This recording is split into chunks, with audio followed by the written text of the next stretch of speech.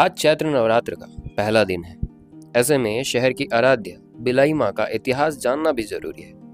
आइए आज धमतरिया के गोठ में हम आपको बिलाई माता के दर्शन भी करवाएंगे और इस प्राचीन माता के इतिहास को भी विस्तार पूर्वक बताएंगे। दरअसल कहानी मार्कंडेय पुराण से जुड़ती है। मार्कंडेय पुराण में इसका वर्णन मिलता है कि आखिर बिलाई माता का अस्तित्व कैसे आया। इसमें दो किंवदंतियां भी जुड़ती हैं और हम दोनों किंवदंतियों को आपको बताने वाले हैं। इसके पहले आप मंदिर के बारे में थोड़ा जान लीजिए। मंदिर में प्रदेश के साथ विदेशों से भी मां का ज्योत प्रज्वलित होती है, जिसमें ज्योत पंजीयन किया जाता है। लगातार प्रतिवर्ष हजारों की संख्या में ज्योत यहाँ प्रज्वलित होते हैं। वहीं मंदिर का गर्भगृह अष्टकोणीय है।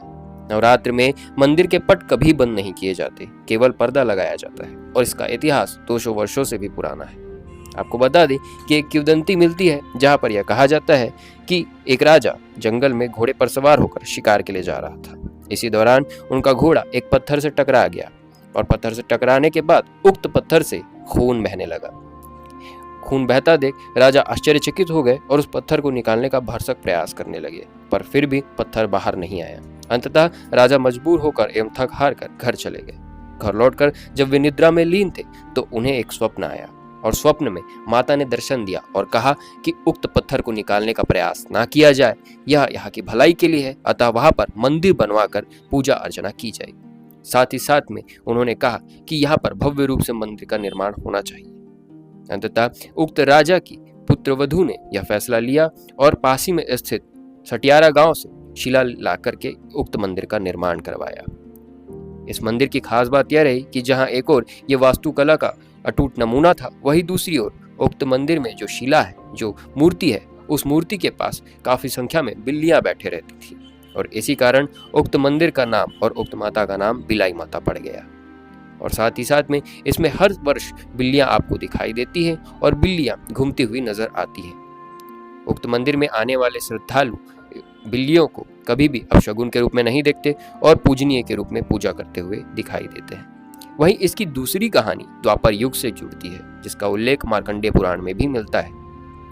इसके अनुसार यह योग माया का प्रतिरूप मानी जाती है, जो कि सप्तऋषियों का पीछा करते हुए जंगल की ओर आ रही थी। सप्तऋषियों ने माता को बार बार समझाया कि वे उनका पीछा ना करें, लेकिन माता नहीं मानी और उनका पीछा करती रही। अंततः सप्तऋषियों ने मुड़कर उन्हें श्राप दिया कि अब आप जहां हैं वहां पर ही पत्थर रूप में विराजमान हो जाइए, और वह भूमि धमतरी बन गई।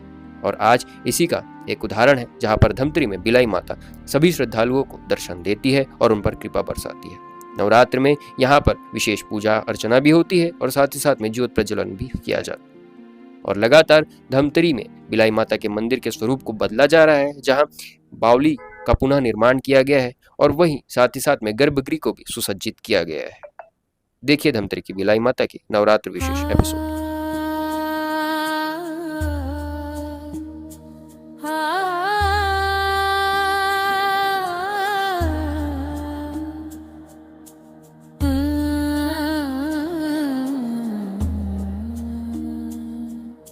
जय जय जग जननी दुर्गे, सिंहासन पर विराजी, तेरे चरणों की धूल से मेरी किस्मत संवर जाए माँ।